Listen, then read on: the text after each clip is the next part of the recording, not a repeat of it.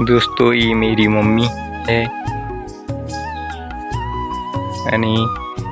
કારેલા કકડવા આવ્યા છે કો બધે કે કારેલા ખાય તે સારું રહી થોડુંક તંદુરસ્તી અંગે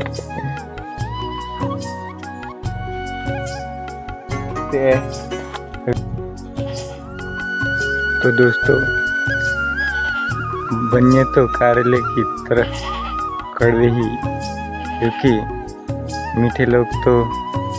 कुछ काम नहीं सिर्फ मीठी बात ही कर सकते हैं, इसलिए इस करेला की भी कुछ अपने शरीर के लिए अच्छा होता है और करेला खाने से बहुत फ़ायदा होता है। इसी तरह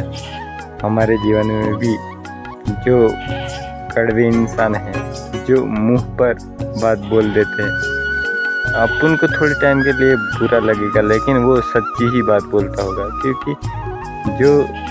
सामने बोलता है ना तो अच्छा ही बोलता है और मीठे लोग तो ऐसे ही बाद में फिर जाते हैं। तो એવું છે મિત્ર કે કારેલાના પણ ઘણા સારા ગુણ હોય છે અને જે આપણને આપણી જિંદગીમાં જે વ્યક્તિઓ આપણને કારેલાની જેમ કડવું બોલે ને એ જ આપણને આગળ સપોર્ટ પણ કરતા હોય છે અને જે મીઠું બોલે ને એ મીઠું જ બોલીને જતા રહેશે ને જ્યારે આપણને જરૂર હશે એવા લોકોની ત્યારે એ લોકો આપણને સપોર્ટ પણ નહીં કરે અને કંઈ નહીં, એટલે એવી આ લોકોથી પણ દૂર રહેવું જે મીઠું મીઠું વધારે બોલે છે. ના દરેક નહીં પણ અમુક એમાંથી સારા પણ હોય છે પાછા અને એટલે તો આવા નવા મસ્ત